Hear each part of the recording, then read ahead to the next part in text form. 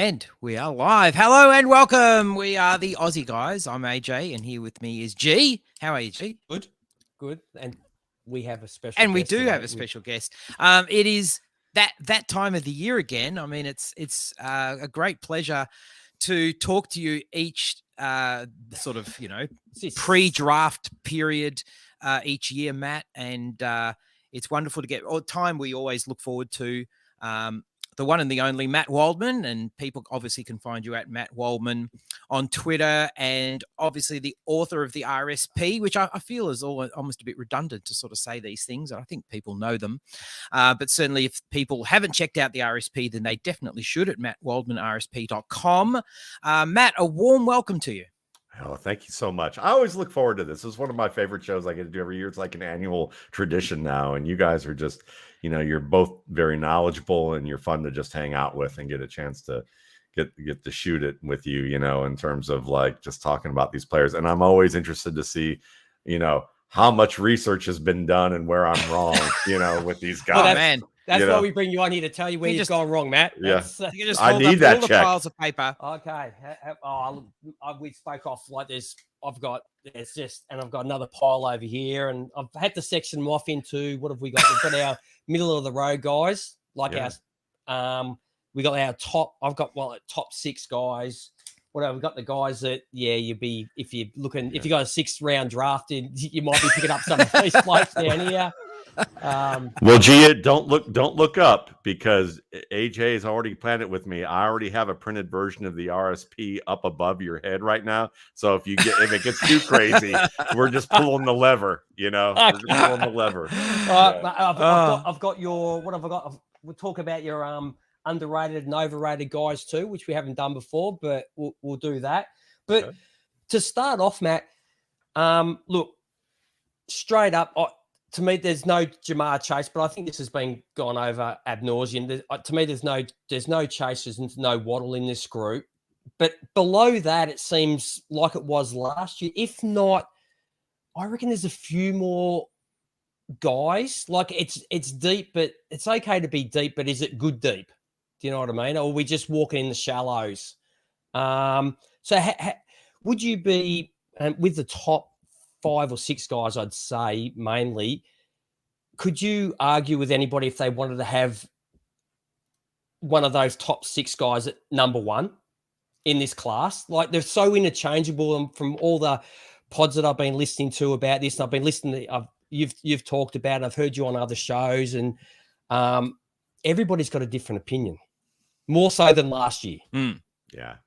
That's what makes this class so much fun as an evaluator is that, and especially with quarterbacks, because I talked to one scout and he's like, I talked to 3 scouts and each one said they hated one guy that the other one loved. And it was the only guy that guy was even going to want to pick in this class, so I've heard that. And with wide receiver, I think it's a very exciting class because it's a boom bust group in the sense that the highlight stuff is really good. So when people watch the highlights, that it stacks up with the previous classes. When you start looking at some of the details of the game, then you have a little bit more of a floor ceiling kind of spread of variation that could go either way depending on where they land and how well they develop. But I would say for me, it's 4 players. There's 4 players I wouldn't argue with. The rest, I would probably say, yeah, maybe there's a shot, but I would probably say don't go there. Not that early. We're going to have a problem then straight away, aren't we, Matt? That's because how we do. I've seen your top 4, and I know who you have at 5, and that's where we're going to have a problem. Yeah, I'm sure we are, gentlemen. Yeah. Well, good. This is going to be fun because then I kind of feel like I'm in the principal's office, but I already have the practical joke set up in his chair after he's telling me we're going to have a problem. So I know we're going to have a real problem after this. So we could. Yeah, we seriously could. So just because when I get you on here, I like to talk about is everybody talks about the top guys. I like to talk about the other guys. Good, because I'm tired of talking about the top guys. So just quickly run through your top 4 guys. Just like give them 30 seconds each. Sure. Name them and give it 30-second spiel, and then we'll move on. Sure.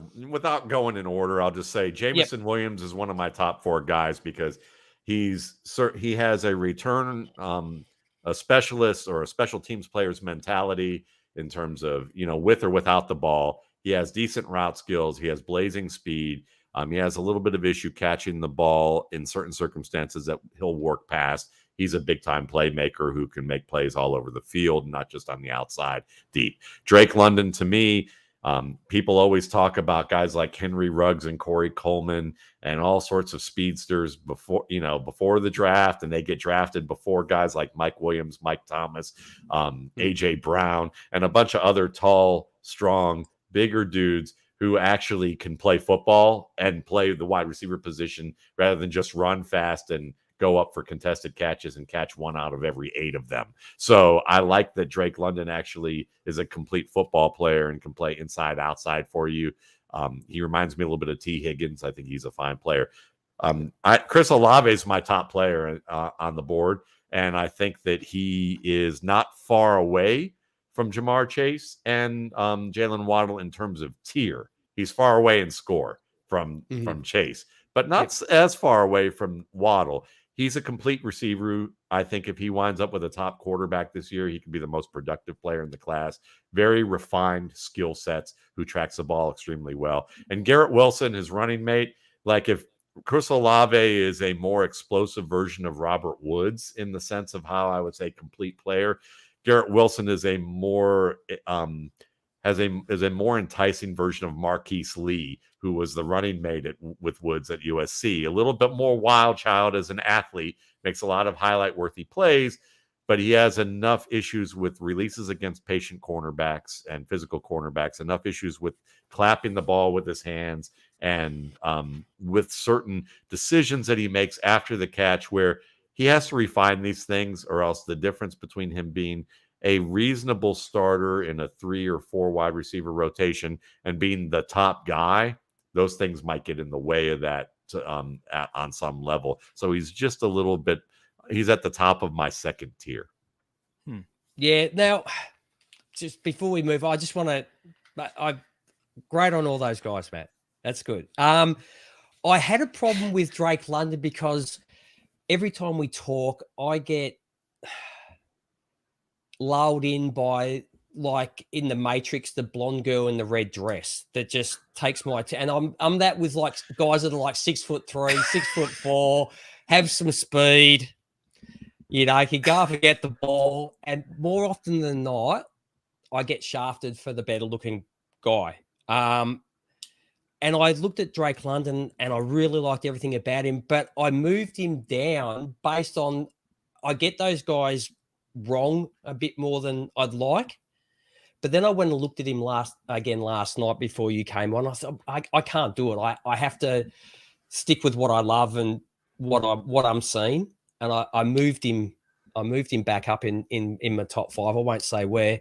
But do you get put off by those type of mistakes you might have seen in someone else, and you see it again? So I'm finding it hard to shake what I enjoy watching or what I see in front of me. I used to. And the reason I say used to is that when I first started doing this, I didn't have as many details that I would use it in my process to what I was looking for. So I was still learning about so many different things from a technical and conceptual standpoint of how to evaluate this position. So it was easier for me to feel like, well, I might have missed on this player. Maybe it applies to everything. And then I would overreact to that. So now, in the past, I'd say 7-8 years, it's because I have, continued to refine what I look for with players. It's more about pinpointing certain areas. So instead of me looking at a player and going, well, I missed on him because he's big, it might be he happens to be big. I missed on him because I missed on this specific point with how he handles releases, or where I thought he would fit in an offense, or where I just really just decided that this one flaw that he has was improvable enough that I tipped the scales in his favor in terms of where I'd place him in a tier or what type of additional points I would give him. So it's more along those lines than it is that, he's my type. It's less about type than it is Yep. now about a specific detail. Okay, so you just do your process, and where he lands is where he lands now, and that's it. Yeah. There's no little bit of, oh, I do like him though. I'll just give him an extra couple of marks because he tickles my fancy a little bit. No, if you no, because if between you and me, if you look at my number one quarterback right now, then if it was about those types of things, Yeah. I would have basically said there's no way I can have him number one on my board because he's not. No one's even considering him number one. So you're talking to us, though, Matt. Yeah, that's true. So maybe you guys do. Okay, so my number one guy is your number 5, and this is what I was just talking about, which is Christian Watson. That's correct, isn't it? Your number 5 is number 6. Christian Watson is your number 6 guy. I have a real problem with your number 5, but we'll get to that. Maybe I'm looking at it from a fantasy point of view a little bit, Matt, and what he could be as a fantasy player. He's exciting to watch, though. But you go and watch. Like, I was concerned about like how he gets separation and releases, and then I watched him at the. I looked at all the footage I could find at the Senior Bowl, and thought, okay, I don't have to worry about that now. There were a few instances where it's still a little bit choppy, but it made me feel a lot better about having there. But I just tell me where I'm going wrong on Christian Watson, because I see the catchability. I can't remember the game. I don't know if it was against Northern Iowa, where he's just running across the middle of the field. The ball's a little bit behind him, and he just snatches it out of the air without losing a step. And I just thought, okay, I don't have to worry about that. He can do all that part of it as well. I heard people say, oh, look, he's playing against lesser competition. He looks fast, and he is. That's the most ridiculous thing I've ever heard. How quick does he move between the 10s has nothing to do with who's around him. It's very true. It's like if they're slow, they're slow. But if he's quick, he's quick. And he's got some burst from, what is he, 6'5", 200 and what have I got, 208 pounds? Yeah. Where am I going wrong, Matt?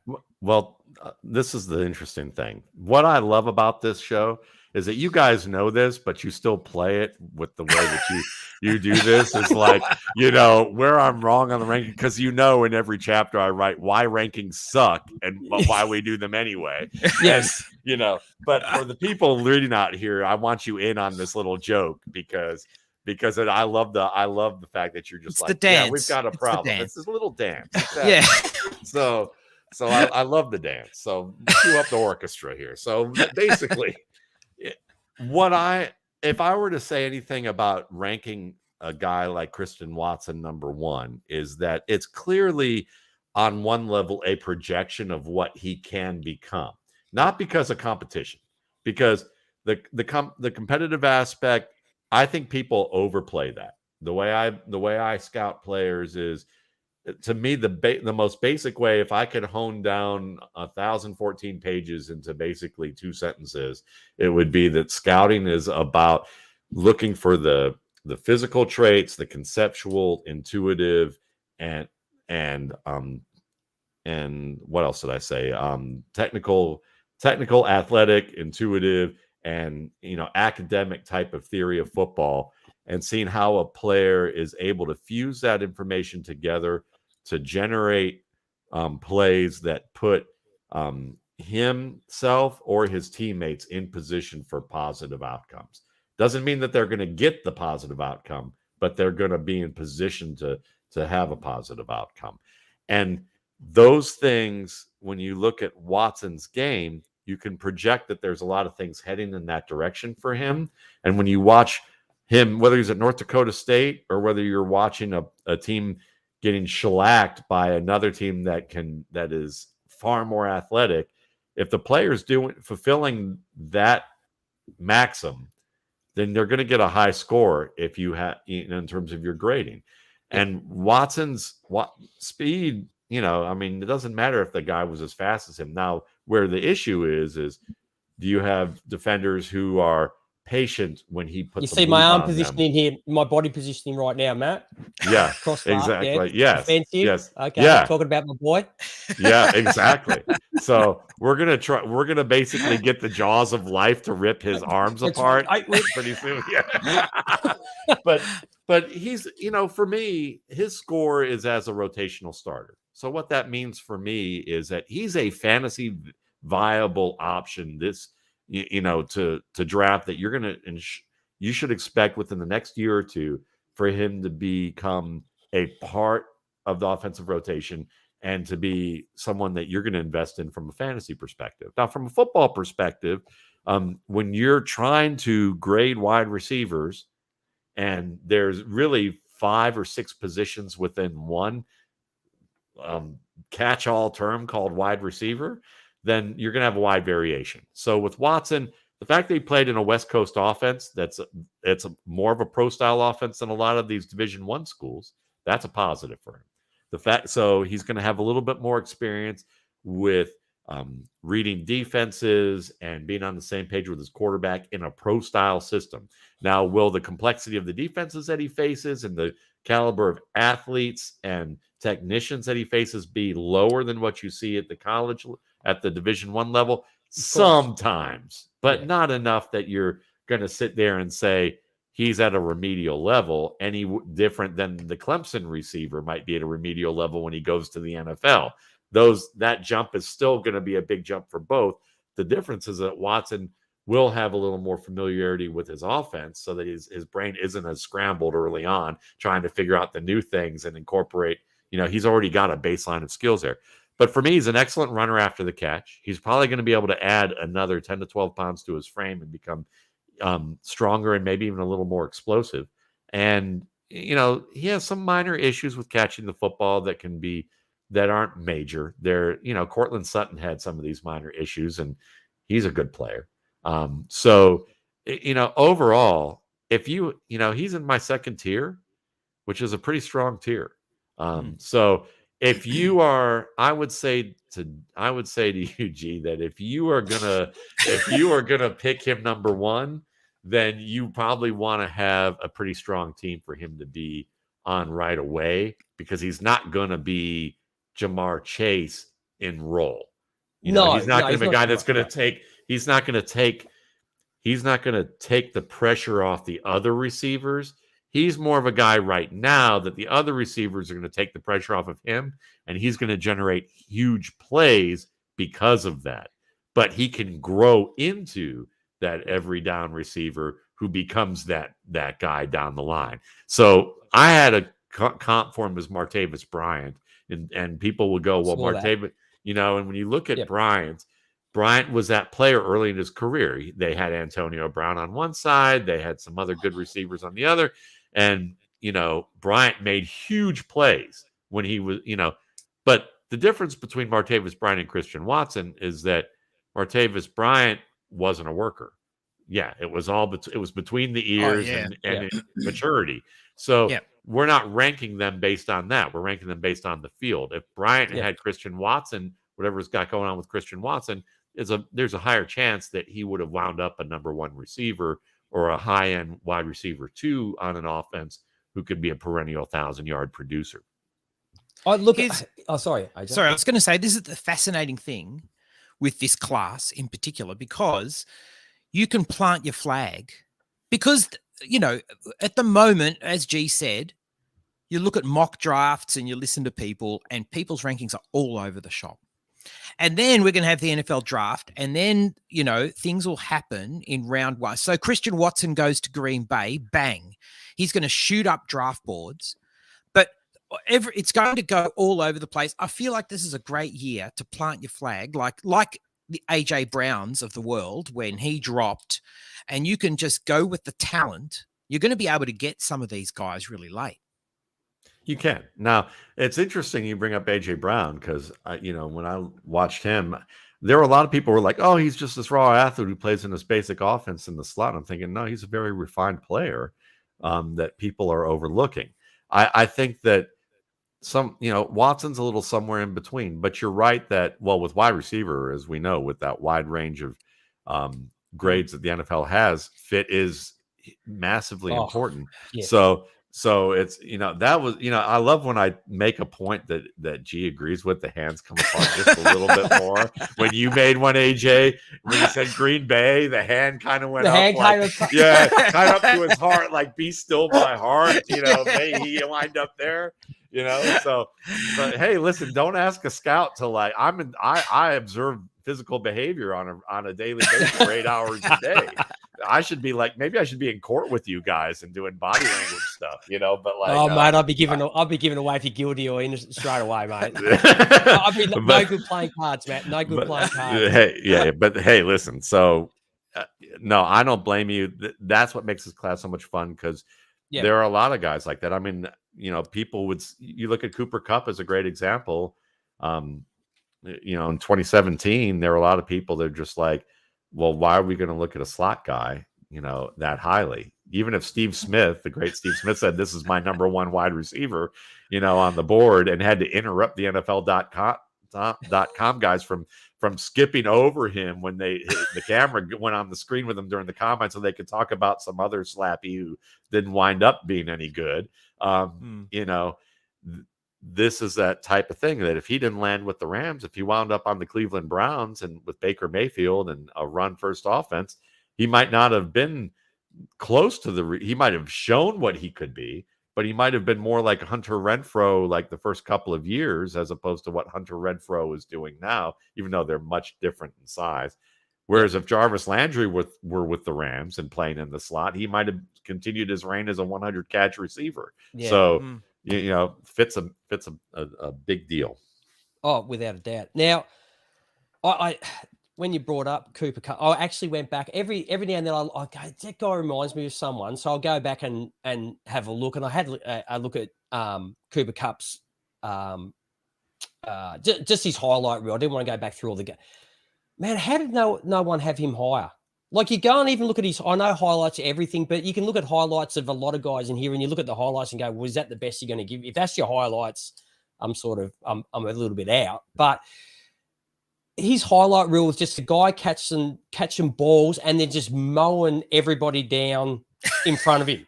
And not just small I've never seen so. And not just small school guys. I mean, listen, this is why I hate rankings, because I had him 9th on my board. Yep. But my score for him, if you move that to this class, he would be tied with Garrett Wilson for number 4. So you have to that's why, to me, the score is more important than the ranking. I hate rankings for that reason, because it's like those combination of things. You just go, listen, if he's above this certain line, it's about the fit then at this point, and he was underrated. People wrote him off. And part of it too is they don't understand how to look at short area agility, 20 shuttles, and realize that he was not only elite, he was he was like at the top of the elite tier in those categories of physical traits. And at 6'2", 204, I don't know. I didn't understand it either. Okay, so we'll talk about another guy that I should have written down. Well, I think you might have him at 8 or 9, which is getting a lot of hype. And you know who I'm going to talk about, and that's Treylon Burks. And you mentioned about him in regards to people saying like Deebo Samuel. I didn't really. I see how they could use him in a Deebo Samuel role, but I don't see him as Deebo Samuel. No, I see him as like a lesser version of who you just spoke. We spoke about a minute ago, AJ Brown. I see him as like a lesser version, a watered down version of that. Would that be? Hey, listen, I just did a Yahoo podcast with Matt Harmon earlier this afternoon, and we were both in agreement about Treylon Burks is that he's not Deebo Samuel, and he mentioned AJ Brown as one of his comps. I mentioned Kenny Golladay, because to me he's slower, short. He's slower, not as big as people thought. He doesn't have the same kind of route skills that even Samuel had, and Samuel had some work to do when he got into the league. He's just not as good, and he's not as good after the catch. But people seem to persist with that idea, and it's just more. I think it's more for clicks and eyeballs and appeal.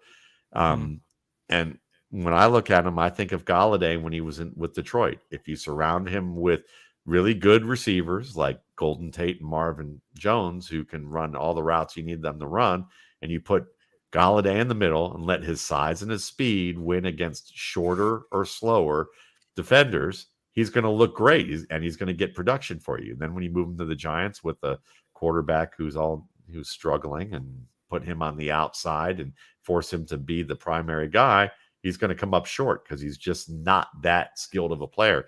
And when you look at Traylon Burks, my issue with him is that press coverage is very important to play on the outside. And right now, he may have the physical tools to eventually develop into that, and may occasionally show a technical skill that's, at the point of that, like a kid, can they draw numbers? Do they know what the time sign is and multiplication sign is? But are they doing trigonometry yet? No. So, and I think Burks is at that stage of his development where when you plant a defender in off coverage in the path of his break, he doesn't have a finesse move to work around it. He doesn't have the moves to work in conjunction to make defenders get off their spot. And his default move is just to try and run people over, which gets him hung up, and the quarterback has to go to the next man on the progression. And he doesn't get open on those plays.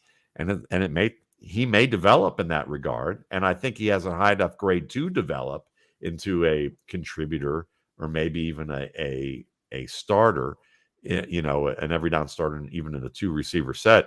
But it's going to take him more time than immediately, unless he lands in the perfect situation where they use his open field skills and get him into space and throw him open on routes where he doesn't have to run anything sophisticated. He just has to use his size and speed to win because his teammates open up the field for him. In the same way that Chase Claypool was that way in the beginning of his career, in the first 5-6 weeks of the season for the Steelers, everybody went nuts over him. And then when defenders said, "Oh, he's the first priority now. Let's make sure in zones that we cover him first and let the other guys get open. Let's cover him tighter and on vertical routes. Let's jam him at the line of scrimmage." And ever since, Chase Claypool has not been remotely as productive as he was in his first 5 or 6 weeks of his career, because the teams were like, "Oh, you mean he's the priority? We'll stop him, and now we can deal with Deontay Johnson and Juju Smith-Schuster, later on." At least that's how that went. Did you find in this class, when I was looking through all the games, mate, I looked through a lot of games, that, mate, they don't play a lot of press coverage in college football? Nope. A ton of zone. It's all zone stuff, which makes it really easy for these receivers to clock up catches. Like, he's had 13 catches, and it's at 3. Well, no wonder, because he's not getting pressed. The only team that I watched that plays really good press was Alabama. Like, they're in your face the whole time. Like, across the board, I think even Georgia gives you a little bit of room, and it's really hard to judge, because some of these guys, I'd watched 3 games and I've never seen play against press coverage for the whole lot. So I had no idea how they're going to be. So here's some things that I would suggest with that. I mean, besides that, there are teams that you can watch, but not every team gets to play Alabama or NC State. Yes. So those are teams. NC State was always one I always pick on the schedule if I see a receiver facing them, because they used to play a lot of press. But the thing is that oftentimes the same release moves that they use with footwork and handwork comes against off coverage or at the top of stems against defenders. So you can see if the fluidity with their hands work in conjunction well with their feet, how they set that up. Even if the defender doesn't press them, are they using their feet well enough to set up their hands when the defender's playing maybe a yard or 2 off and doesn't give the bump? You can still look for those combinations. But you have to look through a lot of tape, or you have to have access to certain things where you can kind of queue up where the press coverage is and find it and look through those. But to me, it's you have to make it a given in most cases that receivers are less experienced in the college game with it. and that it's going to be a higher level of learning for them. So you're just looking for a lot of the fundamentals in terms of how they use their feet to set up their hands, how unpredictable they can be against, contact and setting up the contact, and how much variation they have within their library of movements and how explosive they are with them. Yeah, okay. Now, talking about press coverage, your number 5 guy plays Alabama. Yeah. Mate, he struggled. He Yeah? struggled. I found that he struggled against press like really badly. Like they stopped him completely, but you have him at number 5. Yeah. Now you just gave Traylon Burks, he just became your can't break separation whipping boy. Yeah. Justin Ross. Yeah. Because go ahead. Well, I'll tell you, the first game I watched was against Georgia in 2021. So I'm thinking that was this year. I'm getting confused with everything that's going on with COVID and football and whatnot. You don't even know what year it is right now, do you? No, I got no idea. I wouldn't even know the date. Okay. I have to remind myself every day. So the first 3 balls that were thrown his way, he had miscommunication with his court. He wasn't where, and I'm guessing that if that happens, it's not the quarterback's fault. Would that be right? Actually. Oh, here we go. Yeah. Most of the time, it's on the quarterback. In cases. Okay. Yeah. But so the quarterback says, this is what we're doing, and he's got it wrong. So everybody else is like, it depends on the play, but what often can happen is that maybe you have to remember. Well, I'll answer that later. Keep going with your list, and then I'll address that. How about we do that? Because we'll get in the weeds if we go there. We'll get away. Okay. I must admit, there was a point where I no longer was looking at Ross against Georgia. I was just watching their defense play football. Right. Like I just found I got to go back 10 minutes and I have to go back to the start because I'm watching the Georgia linebackers. I'm just going, my God, how good are these blokes?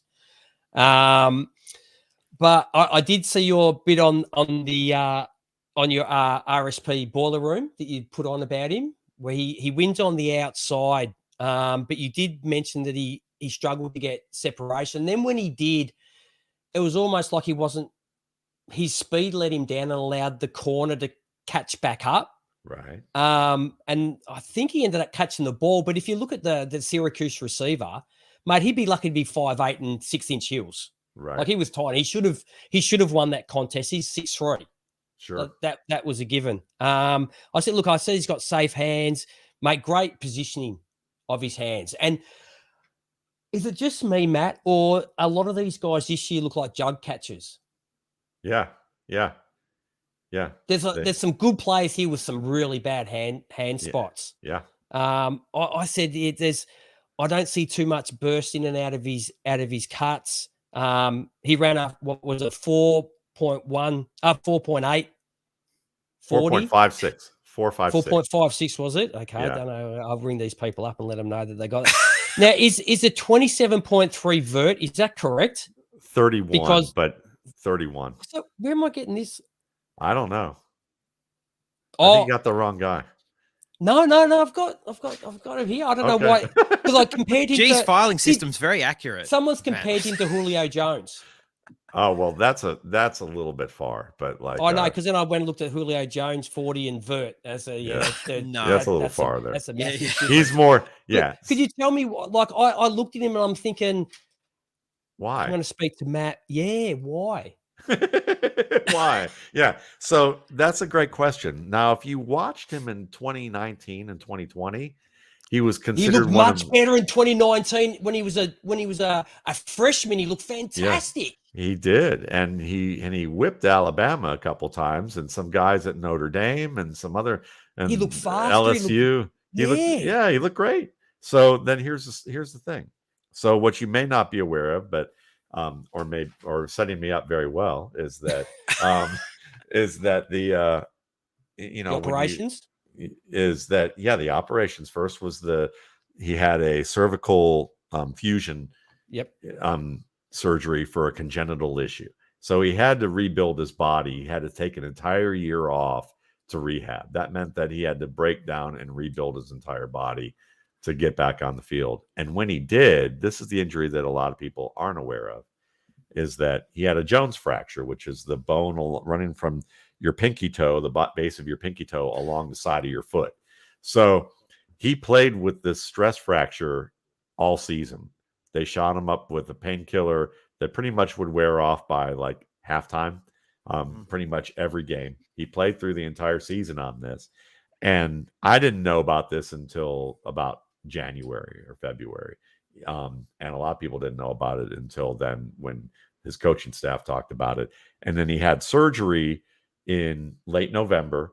And when you have surgery on this broken bone, usually the prognosis for recovery is 6 to 8 weeks of being immobilized.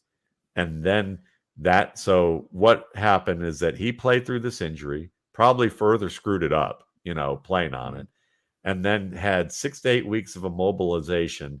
Maybe he was swimming in a pool or doing some exercise in a pool, but he's not running routes. He's not sprinting. He's not doing anything that requires any type of explosion that he can, work off of that foot. And then he has 6 weeks to get ready for the combine. Not like Garrett Wilson, who, came off of his season relatively healthy and is like, yeah, my feet are healthy. My legs are healthy. Maybe I'm a little tired. Maybe I have a muscle strain here and there. But now I can spend the next 12 weeks taking the baseline of where I'm at and getting even better in terms of gaming the system that is the combine. Right. Justin Ross, on the other hand, went from having the number 1 overall quarterback that he was playing with, that he was on the same page with, to playing with a guy who really struggled. And oftentimes when you see repeat struggles where the receiver runs one route and the quarterback runs another, or throws to another, and it's wildly missed with the break, sometimes it'll be on the receiver depending on the coverage. But what I saw in a lot of those were the quarterback misreading some of the leverage there. So it's a little bit of both in that regard. And the quarterback is ultimately the manager who has to get that straight on the field. And if that continues to happen, and it didn't happen with him and Trevor Lawrence, then you can make a reasonable assumption that it wasn't all Ross, if you even would point the finger that direction. Now, when we talk about the athletic ability, I asked somebody who's a customer of mine, who scouted for 4 different teams, who has advanced degrees in biomechanics and statistics, who's done analytics work for most of the league as a consultant, has done a lot of work in the areas of scouting and then the biomechanics areas of this. And he's no longer in the league, but he's doing some other work and more from a corporate level that he likes doing. But I asked him, I said, am I completely off my rocker when I look at Justin Ross and explain what I explained to you about his operations and having to get back, that there's no way that 4.5, 640 and that 31-inch vertical leap are really indicative of what he can do as an athlete. Yep. And he said, no, I'm shocked that he even ran that fast and jumped that well. After coming off an injury like that, it will probably be months before he's back to his full form. And so when you look at Ross and you think about, well, he looks slow in and out of breaks. He may not be as explosive as he once was. He seems to have trouble separating in certain instances. I don't think he was ever a blazer, but I think he was probably a high 4.4s, which is fast enough. Yes. Especially with his ability to earn position and to be able to. But if you can't be explosive with your feet off the jam, if you can't make the first man miss with a lateral cut, if you can't plant and explode out of a break because your foot's broken and you're playing through it the entire year because you have to, or else you're not going to get drafted, Matt.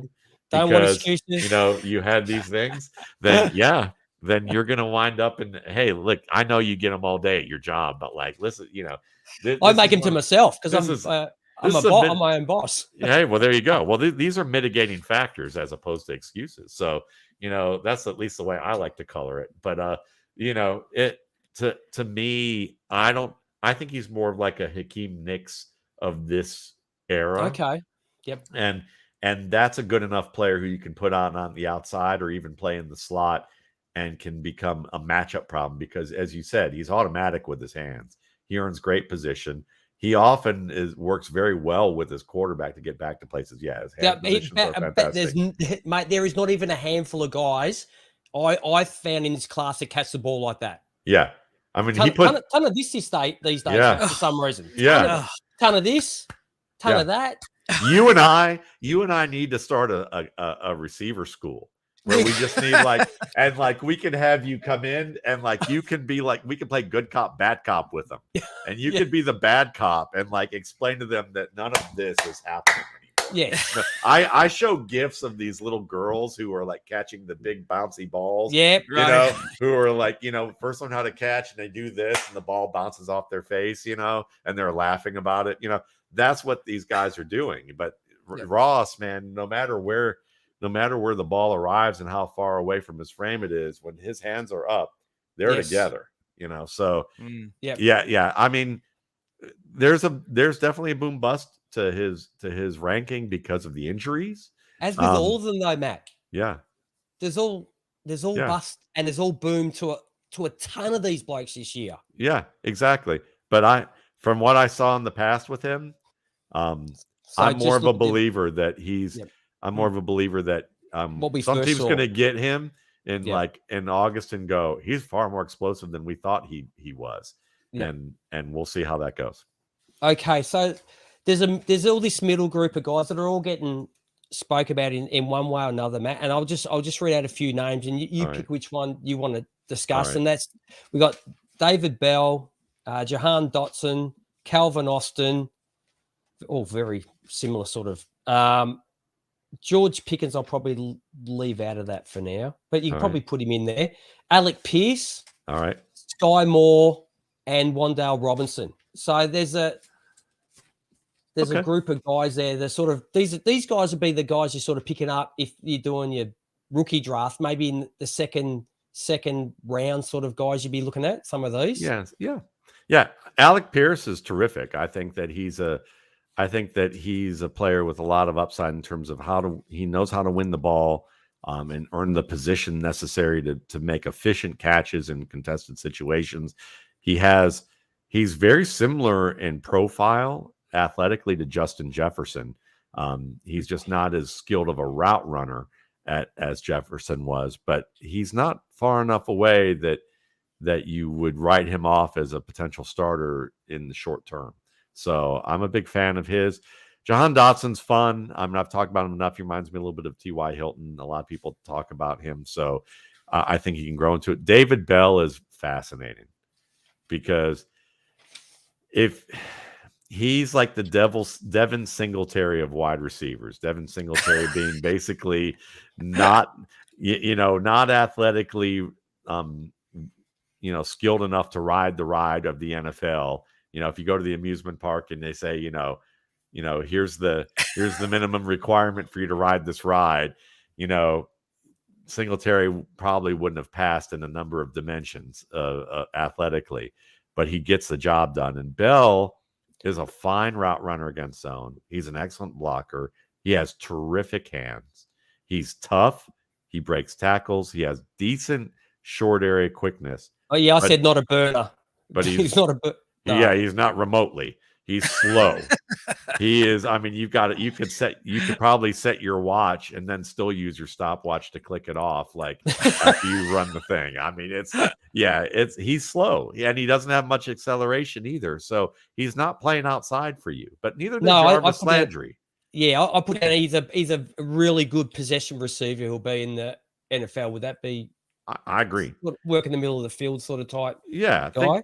Because he's physical as all get out. What's wrong Matt? with that? I ask you. I don't think much, but nothing, it doesn't give you an early. It doesn't give you an early draft pick because these owners like flash and they like speed, and and a lot of coaches do too because they say, well, we have a lot of guys who are skilled, but if they're not fast enough, then we can find guys who are just as skilled without speed, but they don't realize that maybe Bell's a little more skilled than most people. Than most people they think they're going to look for. But he's great. He could be a big slot. Think Anquan Bolden. Think Jarvis Landry, Larry Fitzgerald at the end of his career. he could fit in that spectrum of player. So I'm a big fan, but I know realistically he's gonna, it's gonna be about opportunity and fit for him. The guy that you mentioned that I love that you mentioned is Calvin Austin. Nobody's talking about him. And I thought no fantasy people are talking about him, but like a lot of NFL people have been talking about him. And I was looking forward to hearing the fantasy people do it. You're the first people I've been on the show. I've been on 20 shows, and you're the first people who've talked about him without me having to bring him up first. Nice work, G. Well, we got 40 to go, so don't. But it's good. Like he's the fascinating thing about him and Wan'Dale Robinson, and then we'll add Khalil Pimpleton to it, is they're all graded very similar on my board, and they're all very similar height, weight. They're the guys that 5 years ago we'd say are too small to play in the league, and that traditional scouting sources would say we'd put maybe a caution next to their name because we'd be afraid that they might get hurt and might not be capable of handling the workload. But now with all these spread offenses, you're looking at guys like Isaiah McKenzie, who everybody turned their head and just kind of laughed when John Elway made this pick, for the Broncos way back when, and then he ended up moving on and went on to the Bills, and now it looks like he's taken over the slot role, or potentially could. And these guys are, short, fast, quick.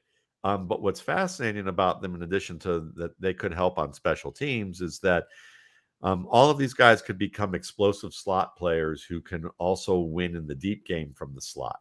The difference between the three is what's most fascinating, because I'd say Wan'Dale Robinson is the one that everyone's giving the most acclaim to, but he might be the most boring of the three to me. Like he's in the sense that he doesn't position himself extremely well in contested situations. He's got to improve that. I think he can, but it doesn't unlock his game right now to be an outside player. And maybe it hurts him a little bit at being a downfield player, but he can run after the catch. He's good against zones. He's like, maybe he'll be what people thought Anthony Miller might become in that respect. Khalil Pimpleton is the most fascinating of the three because he's a small school prospect who has great burst, and he catches the ball in tight coverage, but he has some lapses with his hands where he makes some easy drops. There's some technical issues there with his hands that need to get better, but he's a great return specialist, and he's terrific in the open field, and he's tough. And I could see him having a little bit of he has a mentally tough kind of way of playing the game, very competitive, will go after balls that he makes plays that you wouldn't expect. Well, very Calvin Austin toughness. Like I wrote down here for Calvin, mate, he's willing to get his hands dirty. Yes. To do the crap. He's willing to do the Edelman stuff that a lot of guys won't do. Yeah, both he and Austin are that way. And the difference between Pimpleton and Austin, go ahead. Yep. I was going to say for Pimpleton, the first thing I wrote is catch. This is his move. Catch, bounce off, spin, twirl, accelerate, juke, get hit, jump back up like he's just got off a ride at Disneyland. Like, let's do it again. I have you been in a poetry slam recently? That's what I want to know. Even put a metaphor in there. See, there we go. So, but I love it. That's no, I mean, and it makes sense because Pimpleton to me could probably fit as like a third down back used in like a passing offense at the end of halves, where you can put him, use him as the outlet because he's not going to block. He's just going to run short routes, and you could get him free there. Austin can do all the things that I mentioned with these other two receivers, but the difference between him and the other two is that he has already shown the skill to win one-on-one on the outside. He can win against tight coverage and earn the position technically that you'd want to see. And if he can prove that he can win against bigger and more patient and physical defenders on the outside in the NFL, I would draft him first because I think you're going to get what you get from the other two. But then you could say, well, let's see in practice. Let's put him against some of our starting corners and see if he can win some of these routes. And if he consistently does that, then I might use him in the preseason that way. Next thing I know, I've unlocked a guy who, if things continue to work out that way, that can play outside. And if he plays outside and all that works, he'd be a top 5 receiver in this class.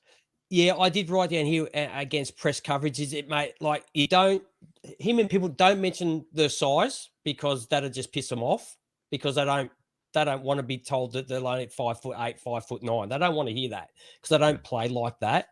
But I did say that, look, he's quite a physical guy for his size, but stronger DBs can route him sort of where they want him to go. So, and which you just mentioned that he's got to learn to sort of get through that to be a better receiver, especially on the outside. But he does. The one thing I did like about him to Pimpleton is Pimpleton does win on deeper throws, but everything, even contested catches, he allows the ball to come to his body. Yes. And that ain't going to happen in the pros. No. That ain't happening. Yeah. Where like Pimpleton will use his hands. He's a hand catcher. Yeah. Well, what's interesting is that Pimpleton, Austin's the hand catcher. Yeah. Sorry. Austin's the hands catcher. Yeah. Pimpleton has moments where he shows good technique, but it's not often enough that you can award him for it. You just know that it's there. He has to become more consistent. Whereas with Austin, I think it's definitely there. The problem I had with the press coverage for him and the positioning is, all right, I need to, because of his size, this is the one case where when I look at a player and go, I need to see proof. When a player's that small, 5'9", 162, just for people that are listening. Yeah. If you're that small, I need to see proof that you can do it against a higher level of football. Because at this point, it's just too. And because if I could have given him the what he earned on the field, as opposed to projecting what he might do in the pros, if what he did on the field matched what I could do with the projection, he would have been one of the top 5 receivers on my board. Okay. But I just couldn't put him there because of that. Yep. So let's talk about a couple of other guys you've got down here, Matt, on your we'll do your underrated, overrated guys. So we've already spoke about Traylon Burks. We'll do the overrated first. The other guy you got on there is George Pickens, who comes up a fair bit actually in chat.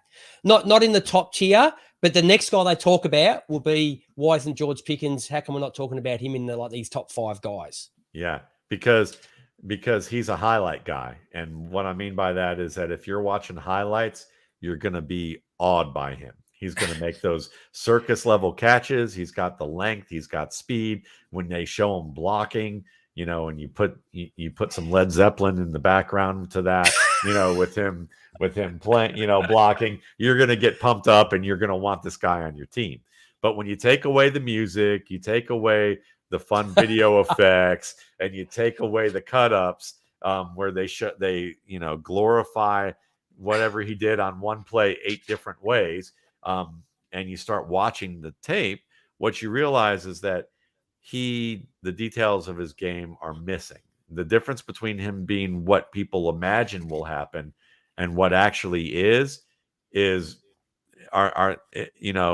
enough that he should belong in that second or third tier as a potential starter down the line, but he has work to do. And part of that work is, again, when you position yourself on a contested situation, people go, but he wins these. I watch him make these incredible catches. Yeah, so I don't have that here, Matt. I don't have that here. I said contested catches a 50-50 thing with him. Yeah, they are. And the reason is because that's because you've actually watched more than highlight tape. So that. So that's the first thing, is that, you're not just watching the same play 8 million times. And the second thing is that I do like the music soundtrack side. I do too. I watch him at the end after I've That's watched exactly all this how tape, I do it. After I watched all this tape and studied all these guys, I go, you know what? Let's see if I missed anything egregious, something fantastic he did, because I know all they're going to put on these YouTube clips are the best things they've done in their career. Like I always say, we could make a 2-minute highlight reel of AJ. Yeah. Okay, 1 maybe minute. not. Maybe 1.5 not. But minutes. I did say, because that's one of the things I said. I said he's got clean hands, but my concern is holding on to the balls with a vice-like grip in contested catches. And he struggled with that in college. Mate, when you start playing against the pro guys who are way stronger, bigger men, he's going to drop most of those. He's not going to hold on to them.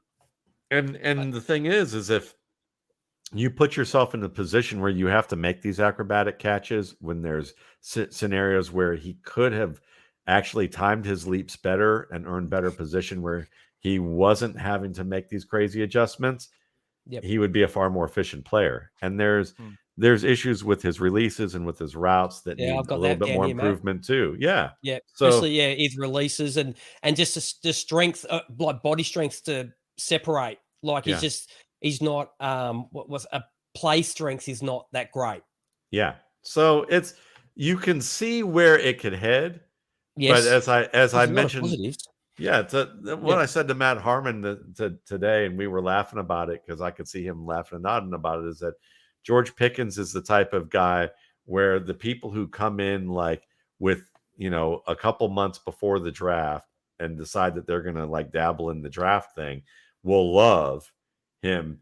Whereas maybe people who are more, or people who have to watch 900 players every year and they finally got around to the receiver. Okay. So, and I respect a lot of those guys. They're great at what they do, but their requirements are different. I only have to watch 150 to 170 guys so I can focus a little bit more.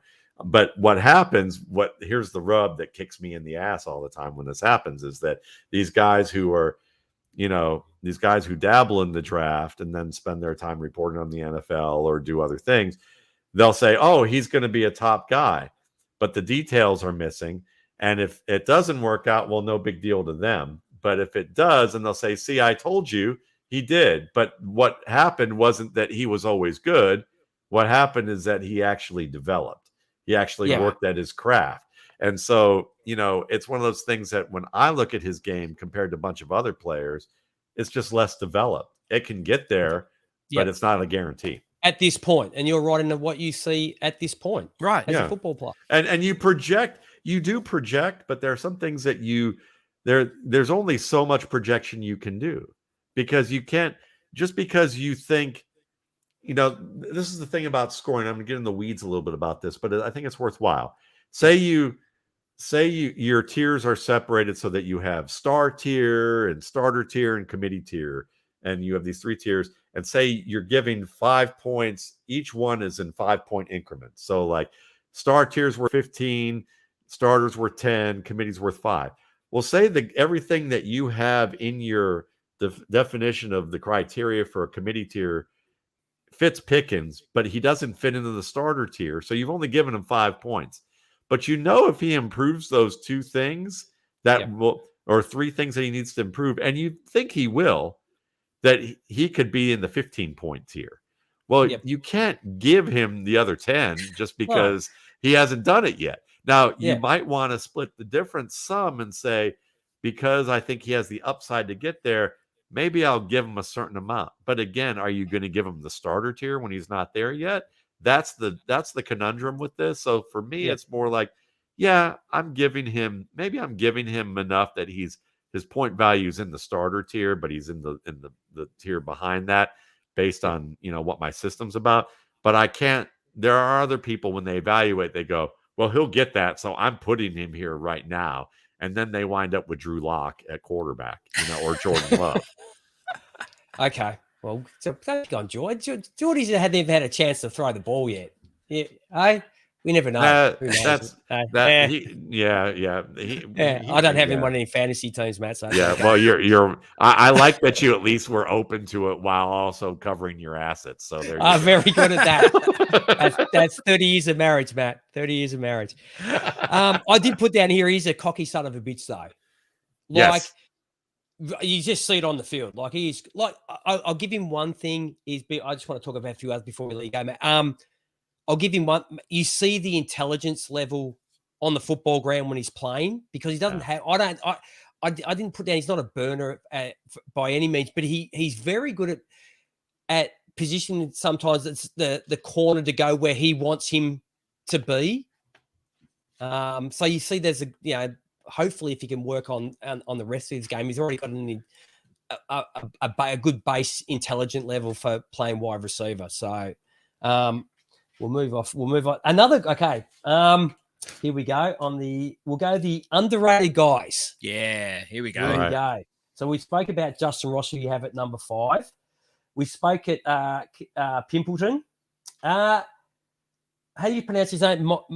Mackay Polk? Mackay Polk. Mackay Polk. Now, Yeah. I watched him. Now, here's another one, Matt, that I watched when he ended up playing at Mississippi State and he came from UCLA. Is that correct? Or Cal. Was it Close? Cal. Sorry, close. In the same state. Yeah. Right. Close. Sorry, Matt. You listen. You he should not apologize to me because I know so few things about Australia, about your continent. Basically, you know. Well, when you get your ass over here, we'll teach you all about it. Yeah. So there we go. All right. He's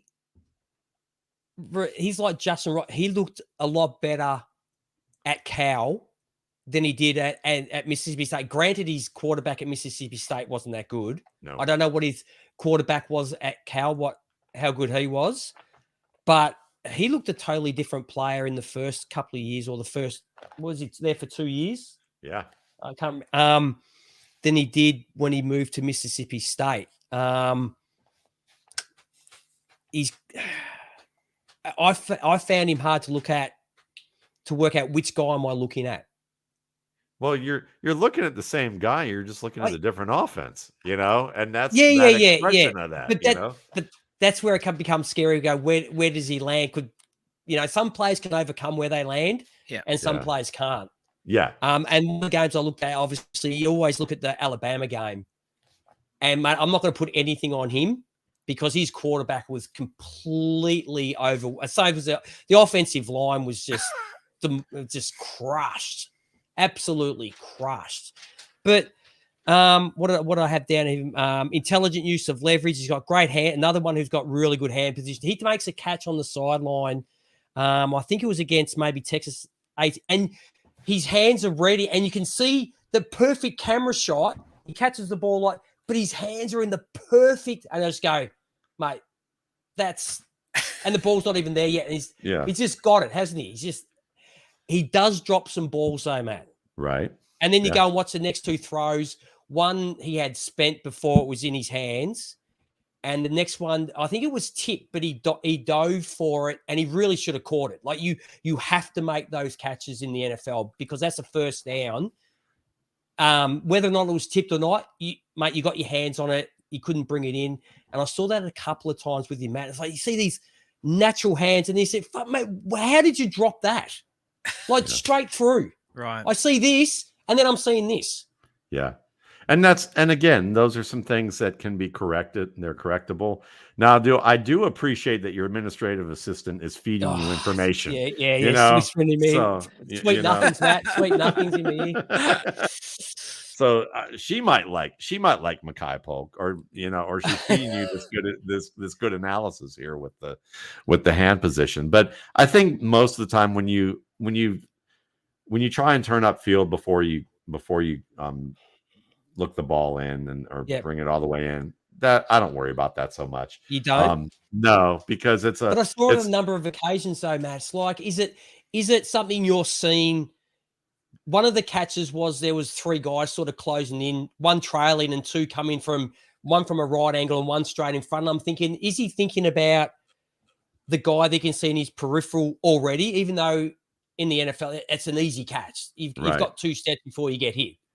Yeah. Is he thinking it? But I don't know that. Yeah. When I watched him, what I saw is that because I've seen him take contact to his chest, to his side or his back as he catches a target facing the quarterback or out of a hard break, or when he's in open zones and he can take hard contact to, either part of his frame. If I see enough of those, when I see concentration drops, usually it's because he's in too much of a hurry to gain yards. And so it's not so much what the defender's going to do to him as it is about he's looking forward to trying to get downhill. And so I looked at that as more of him just being impatient with trying to get yardage. So, there we go. That's I'm telling you. My clients asked me, where the hell are you? Come out, your car's gone. I was going to say, is diplomacy going to be in action right now? But I just hang up. That's my diplomacy, Matt. Just don't answer. I didn't get your call. There you go. That works. There you go. I'll have to try that. One thing I did notice about him though, Matt, is mate, I have a really hard time seeing him in the NFL just from his play strength. Like I just found him like quite a timid receiver after all his work's done before he catches the ball. Yeah. You know what I mean? Like there are, if you go on the highlight wheel, we'll see him burn people off. But most of his work that I saw was done, his yards came before he caught the ball. Yeah. And there were times where I just thought, mate, you're running out of bounds where you could take another 2 steps. Okay, it's only a corner you're going to get hit by. He's probably he's smaller than you are, and he'll step out of bounds. You'll run out of bounds, and just trying to duck underneath the underneath the defender instead of just going, well, I'm going to push this guy back a couple of yards and try and get something else. I just didn't see that in him, and that concerns me. Well, it'd be interesting to see. I mean, like, to me, from what I saw with him, you know, he may not be a finisher in that regard, but I don't worry about that. Torrey Holt wasn't that way. No, okay. I mean, like, it depends on, the Steelers won't draft him for that reason, but like at the same time, he can wind up on a team where, we're talking about a 3rd or 4th receiver who might emerge into being a possession receiver down the line if he improves in the areas that he can improve in. So for me, he's a guy that will probably make the team because he runs good routes, he gets open, makes the catches, and he moves the chains for you at the catch point. And that's enough. Is he going to be a star? No.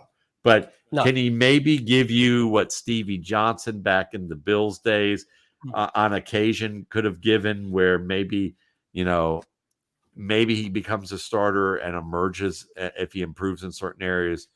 Yeah, that's possible. Yeah. Now, I know we've gone over an hour here, Matt. Have you got just a couple more minutes? We got more. No, man, let's do it. Oh, that's awesome, dude. That's great. Now, these are my wild card guys. Good. Let's have fun that I've with written this. down. Okay. Now we can talk about any of these. We got Tyquan Thornton. Is that how you pronounce his name? Yeah. I don't know how to pronounce some of these. I don't know where these parents come up with names, dude. I really don't. Don't know what happened to just Matt, Greg, Adrian, John. The British Empire ended recently, so that's basically exactly. We can blame the Brits for all this shit. So excuse me. I say that to my dad because he's British, so I give him a hard time all the time. There you go. Tell him. Well, then he can make fun of the Yankee here who made fun of him. Made fun of them too on your show. Yeah, he's an angry man. There we go. Trey Turner. Yeah. Jalen Naylor. Yeah, look at you. Okay. And another one is Talbot. Jalen Talbot. So all right. Two Jalens in there. So which one of those 4 guys do you want to talk about, Matt? Because these are guys that I'll be looking like in drafts. I shouldn't be saying this because every year someone pinches these guys, but they go and have a look at the highlight reel and go, yeah, I'll grab him in the 4th round of my rookie draft. I want to talk about all of them because I never get to talk about any of these guys, and I get to do it with you. I write all this stuff, and I get to hear somebody else tell me what they think about them. So fire away, whoever you want to start with first. Jalen Naylor out of Michigan State. Now, I have a good mate who's on the Dynasty Warzone, who's a big Michigan State fan, Jerry Sinclair. Shout out, dude. I know you're not going to watch this. Okay, we'll shout out to you anyway. And I actually text him, what's wrong with him? Why isn't he showing up on anybody's board? I went and watched him. I'm thinking, what's wrong? He gets injured a bit. So that's not a good start. That's probably why he's not on people's boards. But when I see good speed off the line, mate, there's not a lot of guys on here, Matt, and there's some guys on here. They're in my notes somewhere that the head snap back to the quarterback is like, dude, the ball should have been out 6 steps ago, and now you're snapping your head back. This is one of the guys. He grabs the ball and ball's in the handbag. I'm heading upfield. Strong hands. Will always catch with his hands where possible. Has the ability to climb the ladder. Has open field speed. He'd form a track star. Good fast acceleration. Ability to read the ball over his wrong shoulder. Athletic. Has good body control. Contact balance. constantly gets open downfield because unfortunately the way I look at Phil, Matt, is 1 minute you don't see them run down the bottom of the screen, and then the next minute he's gone, mate, how's he got 5 yards by himself? He's done punt returning, but yeah, like I said, his injuries have hurt him. So am I seeing something wrong in Naylor? I would say I liked Naylor, but I'd say the thing about him that maybe where people will probably think you're overestimating him is maybe his speed. His speed. Okay. His speed and his acceleration are good enough for the league, are probably good enough to contribute, but maybe not good enough to be an outside receiver.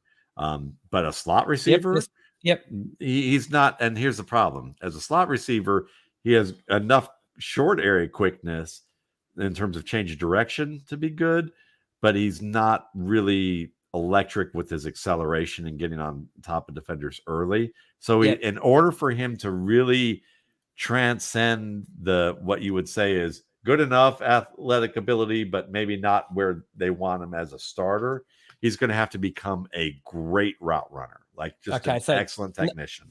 Number four, he's suiting up every week, but he's not seeing a lot of playing time. Is that what you're saying? Yeah, kind of. Yeah, he's kind of that. He's that player that you'll see some plays. You go, he needs to get on the field more. He keeps making good plays.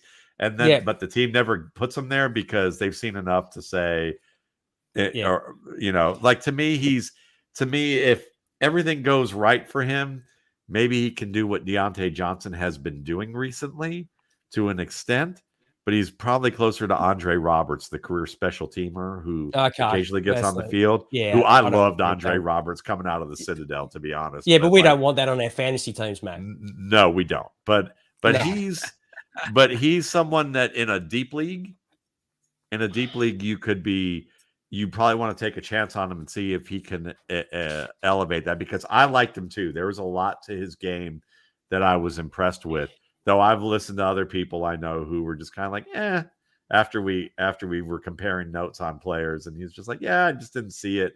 But they were more looking at like workouts as opposed to actual film. Okay. Yeah. And look, it's hard. Like you talk about these guys, mate, they're not all top 5 guys. Like there's there's going to be guys who are just, like you said, just contributors. They're just contributors on a team. And we don't have to talk about all the top guys, do we? These are guys you want to add on. And if it's fantasy, this is a guy you want to know about, because you might be able to add him off your waiver wire or help you for 3 or 4 weeks when your main guy gets hurt and your waiver wire already gets picked clean because everybody knows who the stars are. And you've got to use your resources. This is you being wilderness man, out there who has to look at this and go, all right, this, like Khalil Herbert. Nobody knew about Khalil Herbert, last year until it was too late, unless you were reading the RSP, then you might have been able to find find that watering hole nobody knew about. He's on a few of my teams, Matt, just quietly. Thank you. Thank you, Matt. Don't get the RSP. If you play any of our don't buy it. Don't buy it. I'll just send Matt the money, but you can't buy it. Okay. We know the dog is the honesty person in this room because the dog's looking down the entire time. Yeah, that's right. It's like I can't, I can't lie. I can't lie. Tyquan Thornton. He'd be probably at the top of my wild card list, to be honest, Matt. I thought he was had one of the best set of hands, natural hand catches in this class. Like it just looks, I look at guys that they're not thinking about, like who was the guy that we had a couple of years ago that ended up in San Francisco? Pettis. Pettis. To me, he never did anything, but to catch a ball, it's like I don't even have to think about that part of my game. That's just something that I do. Yep. Yeah. And he was one of those guys. So before I tell you what I've done here and what I've written about him, Matt, how did you see him? Definitely can be a deep threat right away, and he can also work the underneath zones right away in a spread offense. He was the second fastest receiver at the NFL Combine in terms of recorded time. I think he has a promise of becoming what you would say is a situational vertical threat in the NFL offense. He's skilled at attacking the football in tight coverage when manned up on boundary routes. I think he's quick to find the open zones underneath, settling for the catch. He'll deal with contact. I think he's good at finding the quick rushing lane after the catch. He doesn't do what Garrett Wilson sometimes does. He'll actually head downhill and take what he can get. And if he breaks a tackle, he'll get a lot more. Where I worry about him just in terms of his upside to become a complete receiver is I haven't seen the hip and knee mobility on film that's really required to become a complete route runner. It's not to say he can't do it, but I didn't think it was apparent. And I think it's either due to the Baylor offense or his own athletic limitations. And because I didn't find that mobility with his game, even as a ball carrier, which usually if you see a receiver who you don't see them drop into those hard breaks, the run those timing routes that you look for, and they can't drop the weight that way, but you see them do that as a ball carrier, you're like, well, they can learn it then. At least I know that there's some upside I can score for here, but I couldn't do that with him. So I think, and I also saw him getting manhandled a little bit by I've read that on here too, Matt. You know? Yeah, I said, and some of his selling his fakes, like, dude, that's just there's people that they're magicians, and then there are magicians. Like magicians that, oh my God, how'd you make that whole train disappear? And there's the guys that can't even hide a card up their sleeve. And he sold his fakes like the guy that can't hide. He's like, mate, I know because the lack of bend. That's another perfect place where you got to be able where that works. That's where the magic is. Yeah, because what I wrote about his route running is when I say a guy is a smooth route runner, that means there's no sharpness to his. Everything's a nice flow. As long as he's flowing, he's good. Yeah, because he's got the speed. Yeah. So, I'm with you in terms of why, like, and there's skills there to build on. Yes, yeah. Like, and there's no wasted movement. I found there's a lot of guys on here, Matt, that I noticed they rock back before they go forward. Like there's just that little lean back. It's like, what is it, projecting you? You're leaning into the coyote bend and the elastic band back. That is the biggest bane of most scouts when I talk to other scouts, and I'm like, okay, what's going on with this little rock when they're in their stance and come out? That's wasted movement. You can't do that. And they're like, yeah, that's one of the first things that we have to correct with most wide receiver prospects that come out and are on a team in a practice scenario early on, is that it's a wasted movement. Yeah, he's just like bang, straight ahead, straight off. And maybe that's why it showed up in his 40 time, because he's quick out of the mark, no wasted movement. Okay, so we throw him away. So maybe he drops down to maybe the 5th round of my rookie draft now. Getting rid of a few guys. Thanks, Matt. Just talk a few of these guys up though, because there's guys that I play with, Matt. So, okay. Yes. Okay. Jalen Tolbert out of South Alabama, 6'3", 190 pounds, 2-star recruit, which means nothing once you get there. Like I was told by someone, and you'd know this, Matt, that went to university, and like here, our big thing, you do your high school, you get whatever the mark is so you can get into university. I don't know what you call it in the States. We call it VCE score. Is that right? VCE? ATAR score. And he went all the way through, and he's done very well. And he always said, my daughter's really worried about, she only got like this in a high school. He goes, mate, once you walk in, they don't give a shit what you got. They couldn't care less if they got 100, you got 80, you got 60. It's what you do when you're here. So I don't worry about looking at, he was only a 2-star recruit out of high school. Well, what's he done in the last 4 years? He's been playing college football. That never matters.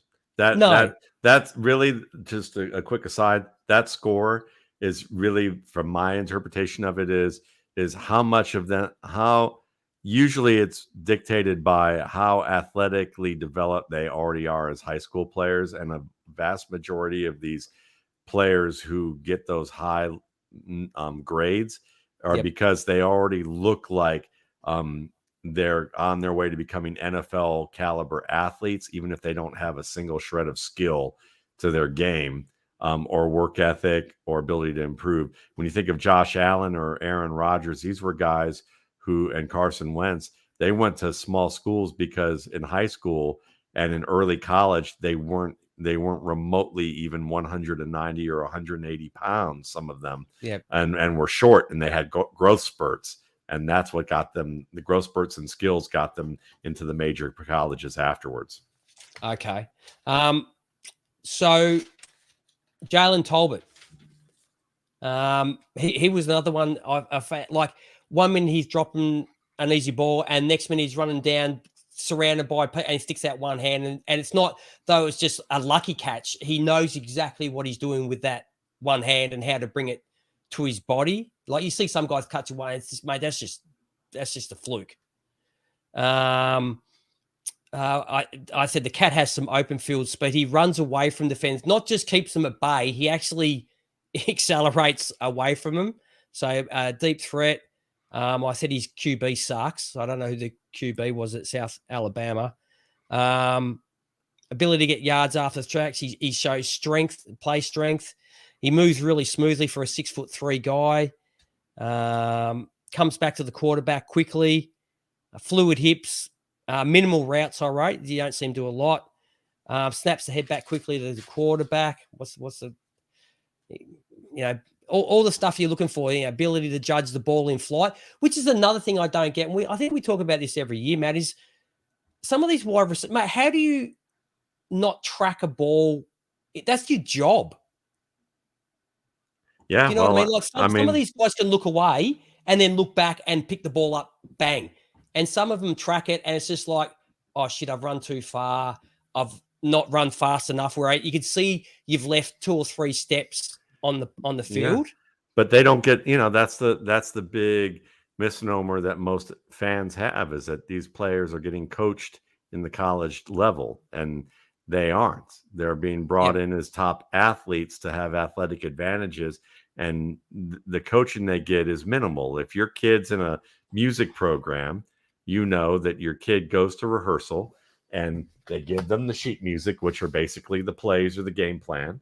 And then they have a rehearsal. They go, we're going to warm up with the scale, and have everybody play a scale. And then they're going to maybe play some little etude that they've worked out. And now if their kid went home and practiced that scale in all 12 keys and then started picking apart that scale and playing it in different patterns and doing all sorts of different things that you could do with it in all combinations, they would have great facility of their instrument and probably be able to play gigs somewhere for money within the span of about 2 or 3 years if they devoted 3 or 4 hours a day to doing that. But just like college football, there's only a certain hour requirement that they can practice. And when they have them run through these drills, it's not like they're going home afterwards.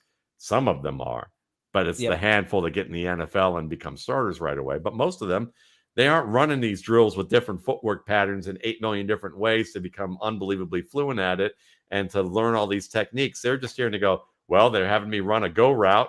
I'm taller than most of these guys. And other than when we face Alabama, Clemson, and West Virginia, I'm probably going to match up well against all these guys.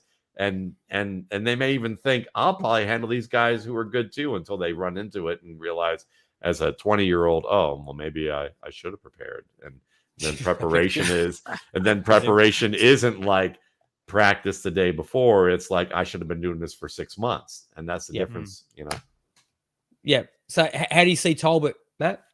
I like him. He's a, or for us, you don't want to draft him if you're in G's league. Yeah, he is an NFL caliber athlete. I found that he was better when the passes were pinpoint. He could make the contested catches on pinpoint catches. He had a little more trouble when the ball's away from his body. But I think part of that is that his hands get a little wide with specific targets that are away from his frame. So again, correctable. Whether it will be is another thing. I think he can get even quicker in and out of his breaks when he learns how to punch that boundary arm out of speed breaks. You take the sideline arm and you punch it back. You can get a little bit more of a sudden turn. So the potential is there for him to do that. Just has to get better. I think that he does a pretty good job with, I would say, yards after the catch. But I worry about his press release skills. If he struggles to do that, he may never become anything more than a 4th or 5th receiver in a rotation. If he does, he could be that like 1B to a team's 1A. Like say he winds up in Buffalo, he could wind up leapfrogging, Gabriel Davis as like the second option of the receivers, of the wide receivers, because we know it's Stephon Diggs, Dawson Knox, and then Gabriel Davis getting those kind of like comfortable targets that Kenny Golladay used to get in Detroit. So if Tolbert lands there and develops with that area, he could be that. Yeah, I did write here that you see on a couple of catches that his hands are further apart than the actual football is, the width of the football, which is not a great thing. Good job. We got Trey Turner, but out of Virginia Tech, Matt, if you want to wrap up, unless there's somebody that we haven't spoken about that no one's ever asked you about. Well, that you want to talk about. We can talk about one, and we'll talk about one that no one's asked me about. We can do both. Let's do that. Well, I just got Trey Turner, 6'2", 190 pounds. He's a chain mover style of receiver, and we all need. Every team needs those blokes. He's very promising as a pass catcher. If I ever compare anybody to a guy like Paul Richardson or Brandon Lloyd, then you know that catching the football is very easy in terms of how they can adjust to the football. Yep. And so Turner has some of those. His athletic ability is below average for an outside receiver to be a starter. If he can get a little bit more quick twitch with his muscle development, maybe he could be at that boundary between aspiring reserve and maybe a contributor.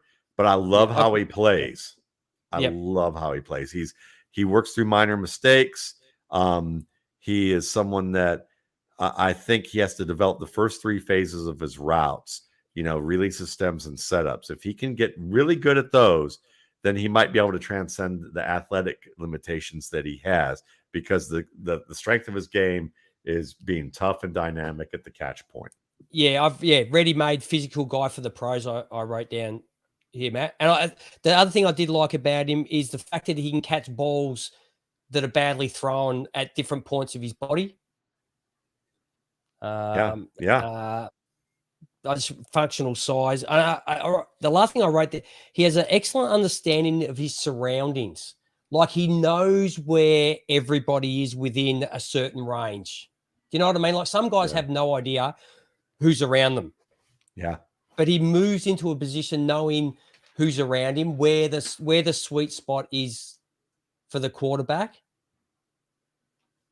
I like it. No, I mean, I'm with you.